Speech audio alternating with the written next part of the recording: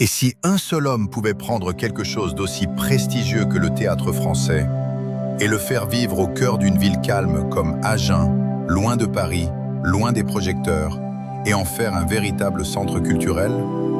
Voici l'histoire de Pierre Debauche, l'homme qui a prouvé que la culture n'appartient pas qu'aux grandes villes. Né en 1930, Pierre Debauche grandit dans une France où le théâtre est encore largement centralisé à Paris. La capitale est la scène, les provinces sont le public. Si vous vouliez réussir dans le théâtre, il fallait monter à Paris. C'était la règle. Mais Debauche n'était pas intéressé par les règles. Très tôt, il est attiré par la scène, non seulement comme acteur, mais aussi comme penseur, comme bâtisseur. Pour lui, le théâtre n'est pas simplement un spectacle, c'est un outil capable de transformer les individus. Il se forme, joue et s'intègre rapidement dans le monde exigeant du théâtre français. Il collabore avec de grandes institutions, travaille avec des artistes reconnus et se forge une réputation d'homme passionné et engagé. Et pourtant, quelque chose le dérange. Il voit un écart grandissant entre le théâtre et le public. Une distance entre la culture dite élitiste et les gens du quotidien. Le théâtre, selon lui, devient trop fermé, trop concentré à Paris. Alors il prend une décision qui va changer sa vie. Au lieu de rester dans la capitale, Pierre Debauche choisit d'aller là où peu d'artistes de son niveau iraient. Il choisit Agen. À cette époque, Agen n'est pas connue comme une grande ville culturelle. C'est une ville paisible du sud-ouest, riche d'histoire, mais loin du rayonnement artistique de Paris. Pour beaucoup, cela aurait été un recul. Pour lui, c'est une mission. Il arrive avec une vision. Créer un lieu où le théâtre ne serait pas seulement joué, mais vécu. Un lieu ouvert à tous, où chacun pourrait découvrir, apprendre et participer à cet art. Cette vision devient le théâtre du jour. Bien plus qu'un simple théâtre, c'est un espace de création, une école, un lieu d'échange. On y forme des acteurs, on y crée des spectacles, on y invite le public à ressentir et à réfléchir. Debauche croit en un théâtre accessible, humain, profondément connecté à la société. Et peu à peu, quelque chose de remarquable se produit. Dans une ville où le théâtre n'occupait pas une place centrale, une nouvelle énergie culturelle apparaît.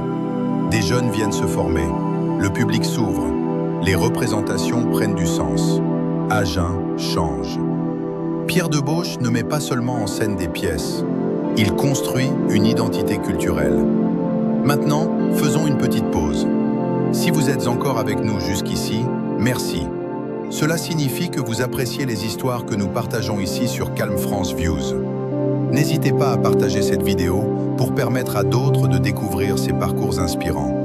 Et si vous découvrez la chaîne, pensez à aimer, vous abonner et activer la cloche de notification. Visitez notre chaîne Calm France Views pour explorer d'autres récits de celles et ceux qui ont façonné les paysages, l'histoire et la culture de la belle ville d'Agen.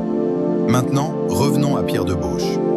Ce qui rend son travail si puissant, ce n'est pas seulement le théâtre qu'il a créé, mais la philosophie qu'il portait.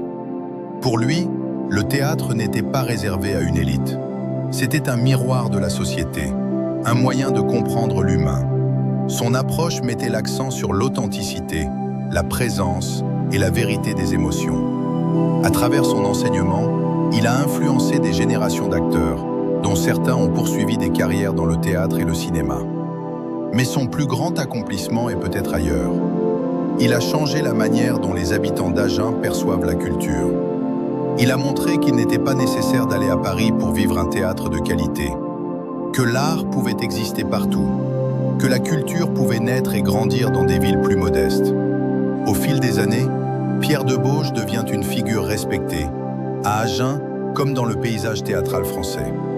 Mais il reste fidèle à sa vision, engagé, proche de ses élèves, attaché à l'idée d'un théâtre vivant et accessible.